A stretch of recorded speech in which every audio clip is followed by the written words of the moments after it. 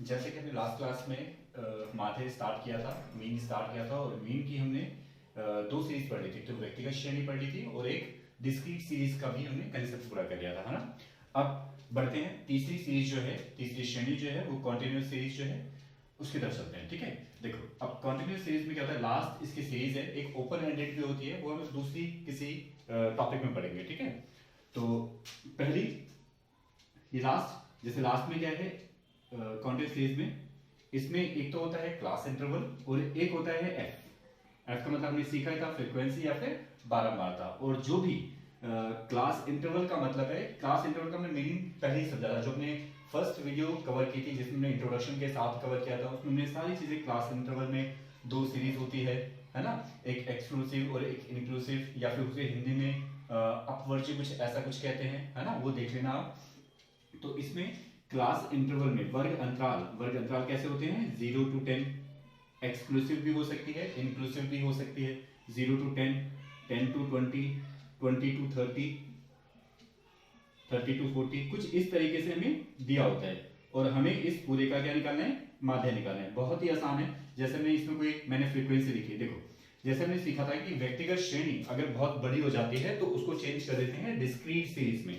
ऐसे ही अगर discrete series बहुत बड़ी हो जाए तो उसको चेंज कर देते हैं क्लास इंटरवल वाली सीरीज में। ठीक है, अब क्लास इंटरवल वाली सीरीज में जैसे मैंने यहां से लेकर यहां तक लिखा, और फ्रीक्वेंसी मैंने अपनी तरफ से कुछ लिखी, जैसे इसमें 5 हो, 2 हो, 3 हो, 7 हो, 8 हो, कुछ इस तरीके से ये मेरे पास नंबर आ गए। ठीक है, अब हमें क्या निकालना है, इसका माध्य निकालना है। अब इसमें माध्य हम तीनों मेथड से निकालेंगे, डायरेक्ट से भी, शॉर्टकट से भी और स्टेप डेरिवेशन से भी।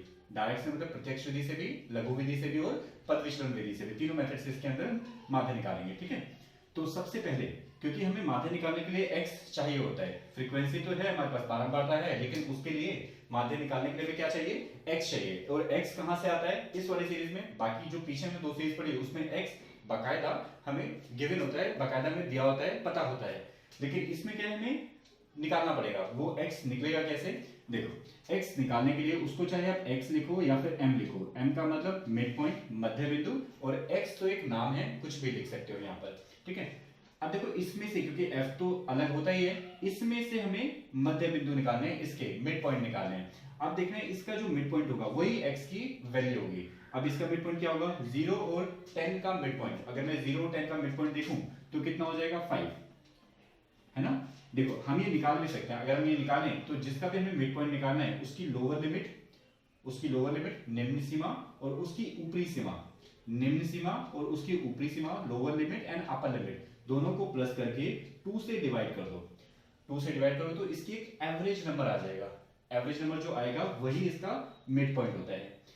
तो ऐसे ही 10 और 20 अगर हमें डायरेक्ट दिखे तो 2-3 नंबर निकाल लो, उसके बाद तो हम जल्दी जल्दी से निकाल सकते हैं। जैसे 10 और 20 का मिड पॉइंट हमें दिख रहा है, दिख नहीं रहा, लेकिन हमें पता है कि 10 और 20 का मिड पॉइंट क्या होता है, 15 होता है।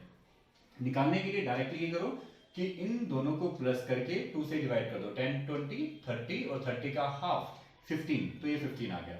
बस 2 तक निकालो। 2 तक निकालने के बाद अब देखो इसमें डिफरेंस कितने का है, तो हमने देखा डिफरेंस कितने का, 10 का है, तो अब 10 10 प्लस करते हैं। चलो बाकी सबसे देखने की भी जरूरत नहीं है, अगर इन सब में गैप सेम है, तब अंतर इनमें सब में सेम है, तब हमें इधर एक में देखो और वही नंबर प्लस करते हुए चलो। जैसे 5 से 15 पे आ गया, मतलब 10 का गैप, फिर 10 का गैप, फिर इसमें 10, फिर इसमें 10, इस तरीके से करके हम निकाल सकते हैं। ठीक है, तो ये आ गया हमारे पास मिड पॉइंट, या फिर उसको m लिखो या फिर हम उसको क्या लिख सकते हैं, x लिख सकते हैं। ठीक है, अब देखो ये आने के बाद अब प्रत्यक्ष विधि में क्या करते हैं, अगर हमें x और f दोनों पता होता है, प्रत्यक्ष विधि में डायरेक्ट हमने सीखा था, दोनों को हम x f को मल्टीप्लाई करते हैं, फिर उसके बाद क्या करते हैं, मल्टीप्लाई का टोटल और नीचे नंबर ऑफ टर्म्स या फिर संख्याओं का टोटल, ऐसे करते हैं। तो प्रत्यक्ष विधि तो हम कर ही लेंगे, है ना। प्रत्यक्ष विधि बहुत आसान, प्रत्यक्ष विधि के लिए क्या करते हैं हम, x और f इन दोनों को मल्टीप्लाई करते हैं। तो हमने माध्य सीखा था प्रत्यक्ष विधि में, है ना। प्रत्यक्ष विधि में कैसे था, अगर मैं प्रत्यक्ष वाले मेथड की बात करूं तो उसमें हमने माध्य निकालना सीखा था, जिसकी हमने मल्टीप्लाई की है उसका टोटल, है ना। एक्स एफ की मल्टीप्लाई करेंगे तो उसका टोटल अपॉन में एफ का टोटल। एफ का टोटल का मतलब ही क्या होता है, यहाँ पे एन संख्याएं जितनी भी हैं उसका मतलब ही एफ का टोटल होता है। तो या तो ऐसे लिखो, ऐसे लिखोगे किससे आ जाएगा, प्रत्यक्ष विधि से माध्य आ जाएगा। लेकिन प्रत्यक्ष विधि क्योंकि हमें बहुत अच्छे से आती है तो इससे अलग हटके हम आते हैं डायरेक्ट शॉर्टकट मेथड पे या फिर लघु विधि पे। लघु विधि में मैंने बताया था कि जो भी आपके पास x है, लघु विधि का यूज इसलिए होता था कि हमें हमारी जो कैलकुलेशन है हम थोड़ा सा कैलकुलेशन को और वीक बना पाए और कम बना पाए, ठीक है, इसलिए हम लघु विधि का यूज करते हैं, शॉर्टकट मेथड का यूज करते हैं। उसमें क्या होता है, अब इस ये जो x वाली टर्म है इसके अंदर से कोई भी नंबर अपनी तरफ से एज्यूम कर लो, इसके अंदर से इसके बाहर से कहीं से भी कोई सा भी नंबर एज्यूम कर लो। पहले तो हमने इसके अंदर से किया था और बीच वाला नंबर, अगर हम बीच वाला नंबर लें तो कैलकुलेशन और कम हो जाती है, लेकिन अगर हम और कोई लें तो थोड़ी सी कैलकुलेशन में इधर उधर होता है, ठीक है। बाकी आंसर सबसे आता है, कुछ भी लेट कर दो, इसके अंदर से कर लो, इसके बाहर से कर लो, कहीं से भी कर लो लेट, सबसे आंसर आता है, ठीक है। तो इस बार हम बाहर से लेट करते हैं, बाहर से एज्यूम करते हैं कोई एक नंबर शॉर्टकट मेथड के लिए। तो हमने मान लो कि अब हम कोई नंबर एज्यूम कर लेते हैं, फिर हम क्या निकालते हैं x माइनस ए, विचलन है ना, ये निकालते हैं या फिर डेविएशन बोलते हैं इसे। और इन शॉर्ट हमने सीखा था कि इसका नाम हम कुछ रख लेते हैं dx। इस बार a हम इसके अलावा कुछ मान लेते हैं, इस बार a मान लो हम 20 मान लेते हैं, a की वैल्यू हमने क्या मान ली 20 मान लिया। अब 20 मान के निकालते हैं, ठीक है। तो करना क्या है इसमें, इन सभी नंबर में से ये 20 माइनस करते हुए चलना है, इन सभी नंबर में से 20 सब्ट्रैक्ट करना है। तो 5 माइनस 20 तो ये हो गया माइनस 15 विद साइन, जो भी साइन आएगा उसे इग्नोर नहीं करना, साइन को लिखते हुए चलना है। फिर 15 माइनस 20 मतलब माइनस 5, फिर 25 माइनस 20 मतलब प्लस का 5, 35 माइनस 20 प्लस का 15 और 45 माइनस 20 प्लस का 25। अब क्योंकि हम इसे शॉर्टकट मेथड से कर रहे हैं तो जैसे ये dx की टेबल बन जाएगी वैसे ही, जैसे देखो अब पहले हमने क्लास इंटरवल से क्या बनाया x, है ना, क्लास इंटरवल से बनाया x, तो इस क्लास इंटरवल का कोई भी यूज नहीं थ्रू आउट द क्वेश्चन। उसके बाद फिर हमने x से बनाई ये नई टेबल, मतलब x से एक नया नाम बनाया हमने ये वाला, तो जब x से नया बनाया तो इसका कोई यूज नहीं। अब ये जो टेबल बनी है अब ये वैसे ही यूज करना है जैसे हम x का यूज करते थे। अब आपको ये मानना है कि ये पूरी टर्म हमारे पास क्या है x है, इसको x मानते हुए पूरा वैसे ही यूज करना है जैसे हम बाकी में मानते थे, ठीक है। अब नॉर्मली क्या करते हैं f को x से मल्टीप्लाई करते हैं, तो अब इस बार f को किससे मल्टीप्लाई करना है dx से, तो ये क्या हो जाएगा हमारे पास f dx, f dx आएगा। तो डायरेक्टली मल्टीप्लाई करेंगे 5 को माइनस 15 से माइनस 75, सिंपली मल्टीप्लाई करेंगे फटाफट। 2 को माइनस 5 से माइनस 10, ठीक है। फिर 3 को 5 से 15 प्लस का, फिर 7 था यहाँ पे, 7 को 15 से 105 और 8 को फिर 25 से, 8 5 से कितना होता है 200। अब क्या करो, प्लस वाले को अलग प्लस करो और माइनस वाले को अलग प्लस कर दो, ओवरऑल फिर सबको प्लस कर दो। इसको प्लस करेंगे तो ये कितना हो जाएगा माइनस 85, फिर प्लस वाले को प्लस कर दो, प्लस वाले को प्लस करोगे तो 15 और 105 120, 120 और 200 320, फिर 320। अब ओवरऑल प्लस करना है, ओवरऑल हमें चाहिए f और dx का टोटल, तो इन दोनों को प्लस कर दो 320। पहले 300 में से 85 माइनस कर दो, 300 में से 85 माइनस किया तो कितना है 215, 215 में जो 20 फालतू में छोड़ा हुआ था वो प्लस कर दो, 220 और 215 और 20 कितना हो गया 235, ये 235, ठीक है। अब इसमें मीन निकालेंगे तो शॉर्टकट मेथड में क्या होता है या फिर लघु विधि में जब हम मीन निकालते हैं, माध्य निकालते हैं, तो सबसे पहले जो हमने एज्यूम किया है सबसे पहले लिखता है उस एज्यूम वाले वर्ड को, एज्यूम, फिर उसके बाद प्लस का साइन, फिर हमने जिसकी भी मल्टीप्लाई की है उसका टोटल, मल्टीप्लाई जिसकी भी की है f dx उसका टोटल, और इसके ही अपोन में f। बस ध्यान रखना ये जो अपोन का साइन है सिर्फ इसके साथ है, a के साथ नहीं है, कभी कभी हम गलती से a तक ले जाते हैं उसे, ठीक है, बस इस चीज का ध्यान रखना। अब इन सब की वैल्यू पुट करनी है, a को पुट करना है और बाकी जो टोटल है उन सब की वैल्यू पुट करनी है। इन सब की अगर मैं वैल्यू पुट करूं तो हमारे पास a कितना था 20 लेट किया था, है ना। टोटल ऑफ f dx कितना है 235 और अपोन में f का टोटल करें तो 8 7 15 3 18 और 2 20 और 5 25, तो यहाँ पे 25 लिखा। आप सिंपली इसको इससे डिवाइड कर दो, पहले 5 से बेशक काट दो, 25 से भी काट सकते हैं लेकिन 5 से काट दो, 5 से काटा तो ये 5 पे कटा, इसको 5 से काटा तो 5 4 जा 20 हो गया, 3 बचा तो 5 7 35, ठीक है। फिर 5 से दोबारा काट दो, दोबारा काटोगे तो 5 से कोई से काटा 5 9 जा 40, 2 बचा तो 0 लगा के 4 आ जाएगा, है ना। फिर इन दोनों को प्लस कर दो, 20 प्लस 9.4, 20 प्लस 9.4 करेंगे तो कितना आएगा 29.4, ये आ गया इस पूरे का माध्य। ठीक है, अब नोट कर लेना इसे जल्दी से, ठीक है, पॉज करके इसको नोट कर लेना। अब मैं आपको बताता हूँ दूसरे और लास्ट मेथड से, स्टेप डेविएशन मेथड से। सेम क्वेश्चन हम स्टेप डेविएशन मेथड से करते हैं। ठीक है, मैं वो रफ करता हूँ पूरा। 29.4 इसका आंसर आएगा। ठीक है, 29.4। देखो अब स्टेप डेविएशन में क्या है, स्टेप डेविएशन वाले मेथड में यहां तक कॉमन है, शॉर्टकट में यहां तक कॉमन है स्टेप डेविएशन। स्टेप डेविएशन में सिर्फ एक ही स्टेप एक्स्ट्रा है। ठीक है, बाकी यहां तक कॉमन है। पहले क्लास इंटरवल दिया होगा, क्लास इंटरवल से आप निकालोगे मिड पॉइंट, फिर मिड पॉइंट में इसके अंदर से इसके बाहर से कोई सा भी नंबर एज्यूम करके क्या निकालोगे, डेविएशन वाली सीरीज। अब डेविएशन वाली सीरीज आ गई। डेविएशन वाली सीरीज आने के बाद ये जो सीरीज बनी है, इसमें हमें ये देखना है स्टेप डेविएशन वाले मेथड में कि इन सभी नंबर में से, ये सभी जितने भी नंबर हैं, ये किस पर्टिकुलर नंबर या फिर किस बड़े से बड़े नंबर से डिवाइड हो सकते हैं, किस बड़े से बड़े नंबर से ये डिवाइड हो सकते हैं, सारे के सारे, कोई भी छूटना नहीं चाहिए। ठीक है, इस तरीके से डिवाइड करना है। तो हम देख रहे हैं कि 2 से तो कोई भी डिवाइड नहीं, 2 से कोई भी डिवाइड नहीं हो सकता, 3 से कुछ हो सकते हैं, कुछ नहीं हो सकते, 4 से तो मतलब ही नहीं है, क्योंकि 2 से नहीं होगा तो 4 से भी नहीं होगा, फिर 5 से सारे के सारे में डिवाइड होते हुए दिख रहे हैं, सारे के सारे डिवाइड हो जाएंगे, और यही सबसे बड़ा नंबर है जिससे सारे डिवाइड हो सकते हैं। तो इस पूरे को डिवाइड कर दो। इस पूरे को डिवाइड किया हमने, dx को हमने डिवाइड किया एक h से। यहां पर आप h भी लिख सकते हो, i भी लिख सकते हो और c भी लिख सकते हो। अभी बताता हूं ये क्या क्या होते हैं, h, i या फिर c, और इसका हमने नया नाम लिखा एक dx डैश। ठीक है, अब इन सभी नंबर को 5 से डिवाइड कर दो। 5 से डिवाइड करेंगे तो ये कितना आ जाएगा, -3, -1, 1, 3 एंड 5, ये सारी आएगी dx डैश, ये वाले नंबर आ गए। ठीक है, अब देखो, क्योंकि मैंने अभी बताया कि क्लास इंटरवल को हमने इसमें चेंज किया x वाली सीरीज में, तो क्लास इंटरवल का कोई यूज नहीं। फिर x से बनाई हमने dx की सीरीज, फिर x वाली सीरीज का कोई यूज नहीं। फिर हमने dx से बनाया dx डैश की सीरीज, तो dx का कोई यूज नहीं है। ठीक है, ओवरऑल जो dx डैश बचा वो वैसा ही रोल प्ले करेगा जैसे x रोल प्ले करता है, जैसे x का काम होता है सेम अब रोल प्ले करेगा dx डैश।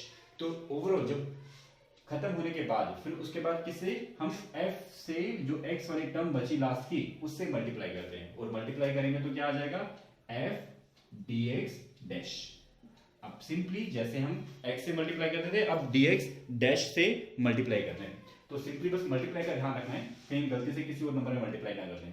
तो 5 को -3 से किया -15, फिर हमने 2 को -1 से किया तो ये आया -2, फिर उसके बाद 3 को 1 से किया तो ये आया 3 आ गया। ठीक है, उसके बाद 7 को हम 3 से करेंगे, 8 को हम 5 से करेंगे, तो 7 को 3 से किया ये आया 21, फिर हमने 8 को 5 से किया तो ये आया 40। ठीक है, अब ओवरऑल इनकी क्लबिंग करनी है, ओवरऑल इनको प्लस करना है, तो इनको जोड़ेंगे तो ये कितना हो जाएगा, पहले इनको प्लस कर दो अलग से, ये होगा -17, और इन तीनों को अलग प्लस कर दो तो 40 और 21, 61 और 3 64, तो ये आएगा 64। अब 64 में से माइनस कर दो 17, पहले 60 में से 17 माइनस कर दो तो आएगा 43, 43 और 4 47, तो ये f dx का टोटल आ गया, f dx डैश का टोटल आ गया 47। ठीक है, अब इसके बाद देखो थोड़ा सा स्लाइड सा फॉर्मूला चेंज है, क्योंकि हमने वहां पे डिवाइड किया था इसलिए हल्का सा स्लाइड सा फॉर्मूला चेंज है। तो जब हम इसका माध्य निकालेंगे तो सबसे पहले अगर हमने एज्यूम वर्ड यूज किया है तो we have to use a। ठीक है, उसके बाद प्लस का साइन, फिर हमने जिसकी मल्टीप्लाई की है उसका टोटल, मल्टीप्लाई किसकी की थी हमने, totalling of f dx dash, इसकी मल्टीप्लाई का टोटल। ठीक है, फिर उसके बाद अपॉन में totalling of f, totalling of f। ठीक है, बस एक चीज अलग ये है कि इसमें क्योंकि हमने इसमें डिवाइड किया था, तो जिससे हमने डिवाइड किया है उसी से हमें यहाँ पे मल्टीप्लाई करना है, जिस भी नंबर से हमने यहाँ पे डिवाइड किया था उसी नंबर से हमें मल्टीप्लाई करना है, उसको ही हमने लिखा i, h या फिर c, तीनों में से कोई एक यूज कर सकते हैं। i stands for interval, h for height जो भी उसकी ऊंचाई है, जो भी उसका गैप है, और c फॉर कॉमन, जो इस भी नंबर में जो सब में कॉमन आ रहा है उस नंबर को बोलते हैं c, h या फिर i। फिर अब इन सब की वैल्यू पुट कर देंगे और सोल्व कर देंगे। i कितना था हमारे पास, हमें पता ही है, हमने कॉमन लिया था 20, totaling of f dx is 47 by totaling of f I think 25 था, और इनटू में 10 नहीं 5 था ना, हमने 5 से डिवाइड किया था तो 5 से यहाँ पे मल्टीप्लाई हो गया। आप 5 को पहले इससे काट दो, तो 5 को इससे काटो तो कितने पे 5 पे, 5 को फिर 47 से डिवाइड कर दो, 5 को 47 से काटेंगे तो अभी हमने किया था 5 9 से और 5 ऐसे करके कुछ किया था ना 9.4। अब इन दोनों को प्लस करेंगे तो ये कितना हो जाएगा 29.4। Same answer. आंसर किसी भी मेथड से करो, चाहे डायरेक्ट से करो, शॉर्टकट से करो, स्टेप डेविएशन से करो, आंसर सबका सेम आता है। किसी भी मेथड से हम सोल्व कर सकते हैं, ठीक है। तो ये थे क्वेश्चन मीन के सीरीज वाले क्वेश्चन। ये सारे ही क्वेश्चन मीन की सीरीज वाले हैं, ठीक है।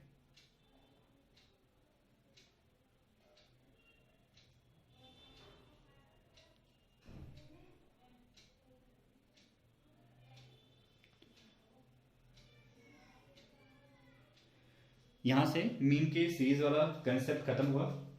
अब हम बढ़ते हैं करेक्ट मीन, इनकरेक्ट मीन और कंबाइंड मीन की तरफ, ठीक है। सही गलत वाला माध्य निकालेंगे और संयुक्त माध्य निकालना सीखेंगे, ठीक है। ये मैं रफ करता हूं।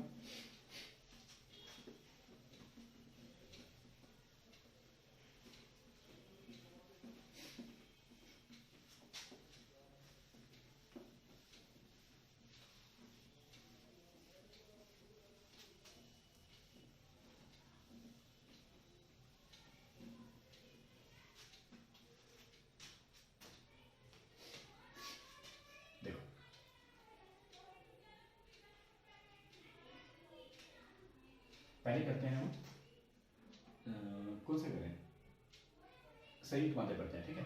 चलो संयुक्त माध्य, फिर सही गलत माध्य पढ़ते हैं। संयुक्त माध्य,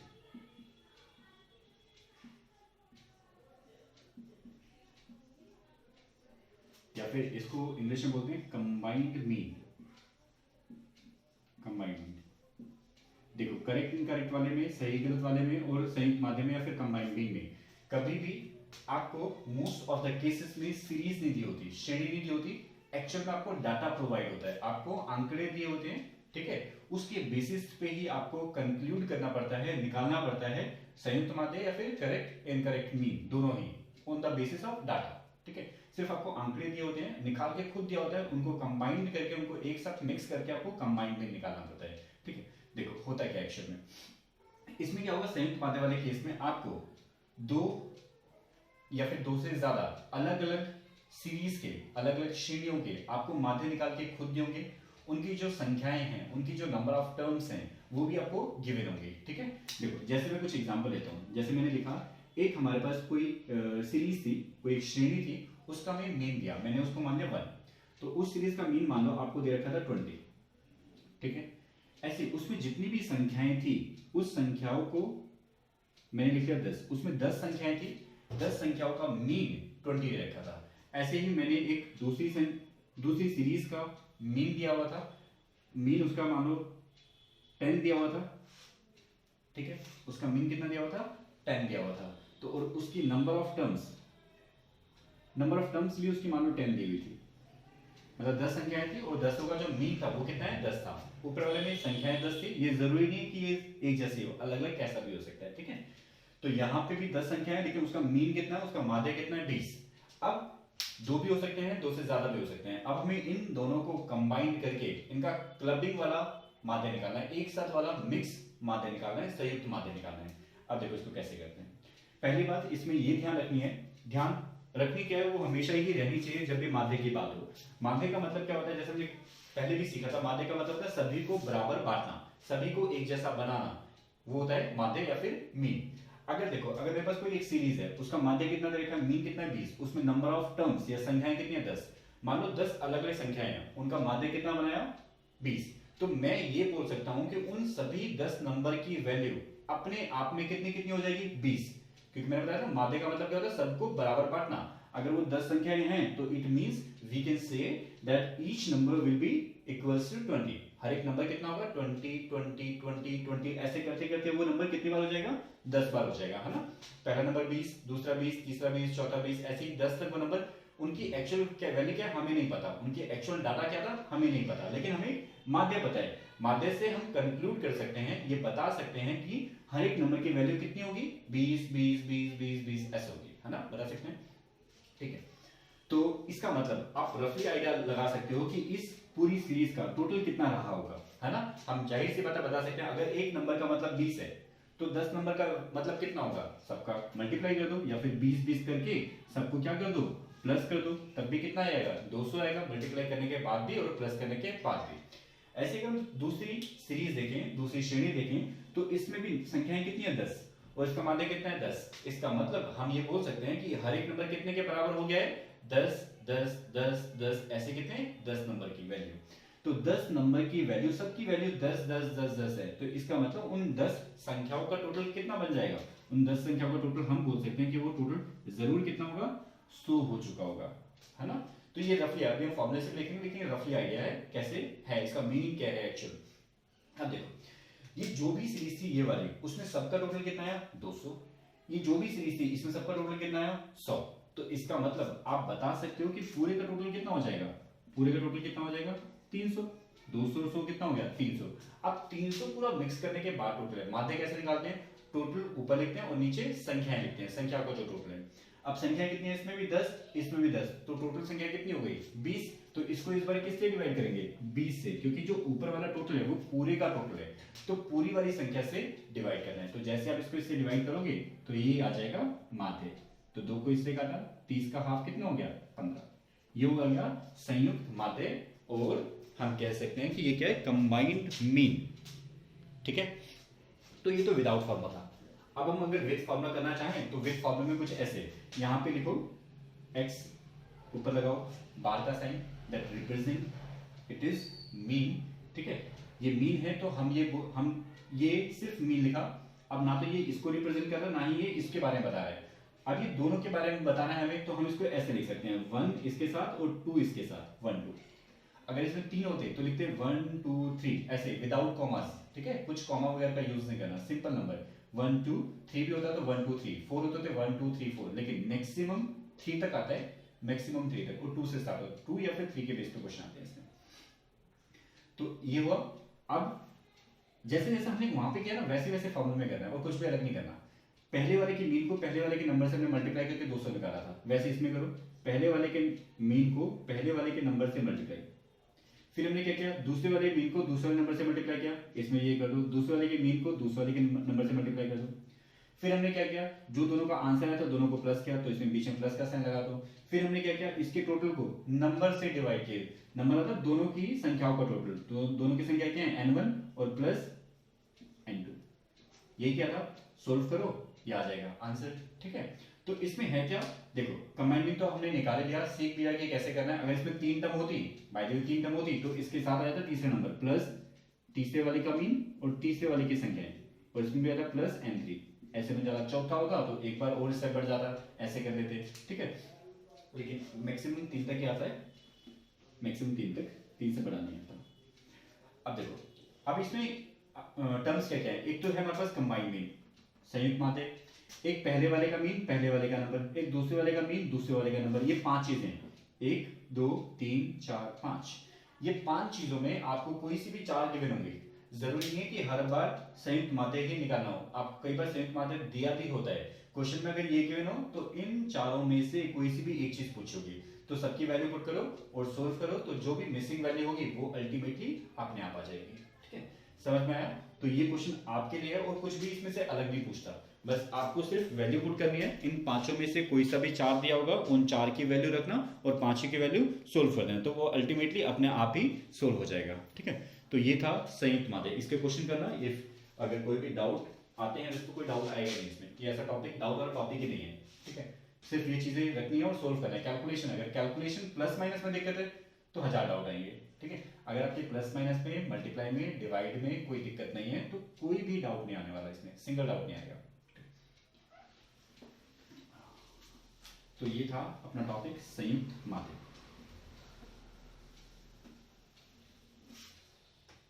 अब बढ़े आगे।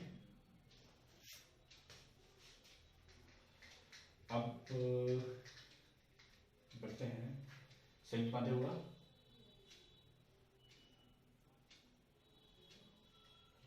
चलो फिर आज की क्लास वैसे यहीं तक ही रखते हैं। ठीक है, फिर उसके बाद सही गलत वाला माध्य हम अगली क्लास में पढ़ते हैं, तो देखते रहो। ठीक है। और अगली क्लास में फिर मिलते हैं। अगली क्लास में आपका माध्य खत्म होगा, फिर माध्य खत्म करके फिर आगे बढ़ेंगे, ठीक है। तब तक के लिए यहीं तक रखते हैं, फिर कल मिलते हैं, कल पढ़ते हैं फिर बाकी, ठीक है। All the best.